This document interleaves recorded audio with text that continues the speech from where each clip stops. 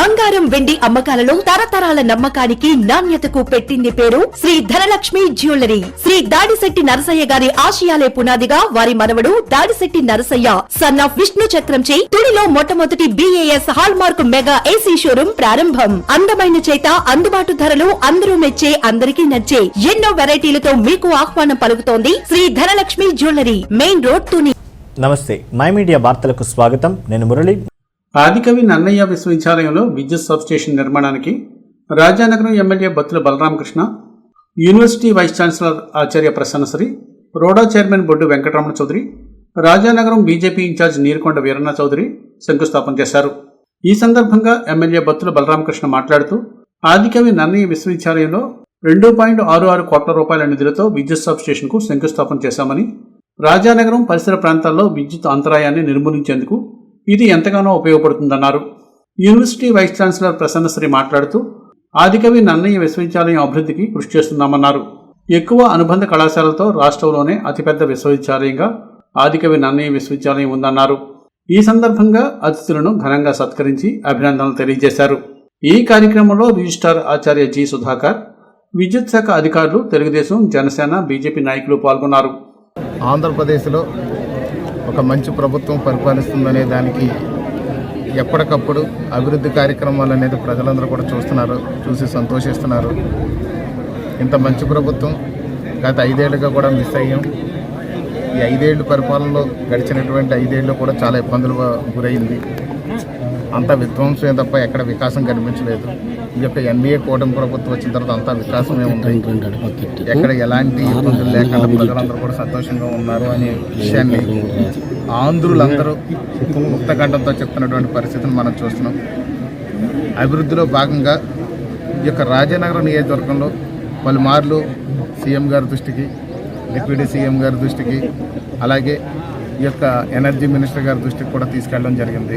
మనకి ఇక్కడ రాజానగరం నియోజకవర్గంలో పవర్ ఫ్లక్చువేషన్స్ ఎక్కువ ఉన్నాయని, సరైన ట్రాన్స్ఫార్మర్స్ లేక, అదేవిధంగా ఎక్కువ పోల్స్ అన్ని కూడా డ్యామేజ్ అయిపోయి పవర్ అనేది సరిగ్గా సక్రమంగా ఇక్కడ సప్లై చేయలేకపోతున్నాం అనే విషయాన్ని పలుమార్లు సంబంధిత అధికారుల దృష్టికి, అదేవిధంగా సంబంధిత మంత్రివర్యులు, సీఎం గారు, డిప్యూటీ సీఎం గారి దృష్టికి తీసుకెళ్తే వాళ్ళందరూ కూడా స్పందించారు.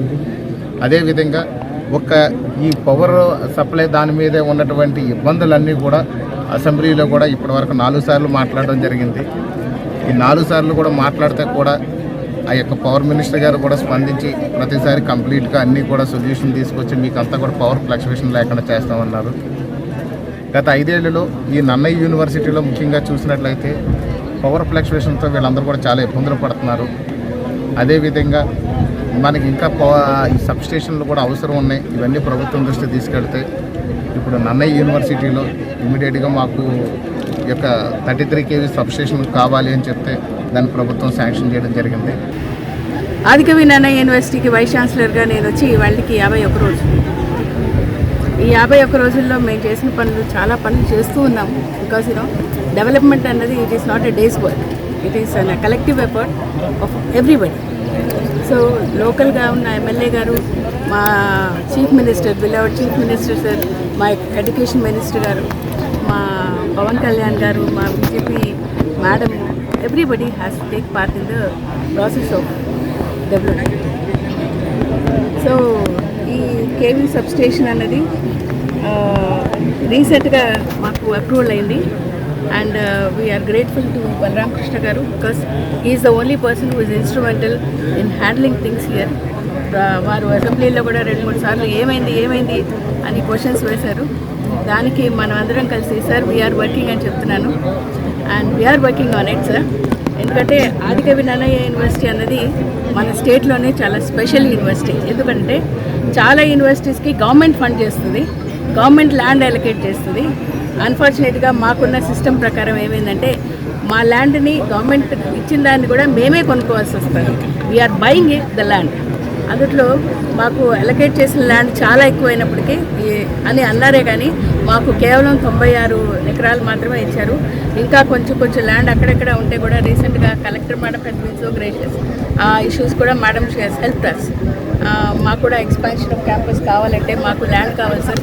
మాకు చాలా టీథింగ్ ప్రాబ్లమ్స్ ఉన్నాయి and we have to work together.